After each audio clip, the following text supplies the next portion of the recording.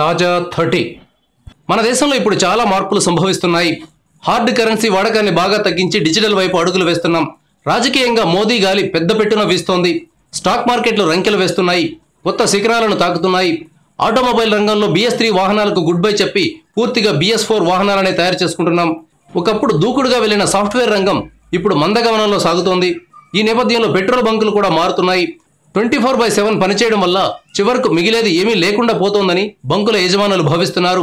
కేవలం ఉదయం 6 గంటల నుంచి సాయంత్రం 6 గంటల దాకా మాత్రమే బంకులు పనిచేస్తాయని ఏపీ పెట్రోల్ బంకుల అసోసియేషన్ చెప్తోంది. మే 14 నుంచి ఆదివారం పూట పూర్తిగా బంకుల్ని మూసేస్తామని ప్రకటించింది. మే 15 నుంచి కేవలం పగటిపూట మాత్రమే బంకులు పనిచేస్తాయని తెలిపింది.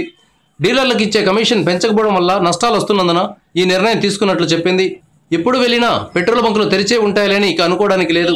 ముందు జాగ్రత్త తీసుకోవడం మేలు, లేదంటే బండిని నెట్టుకుంటూ పోవాల్సి రావచ్చు.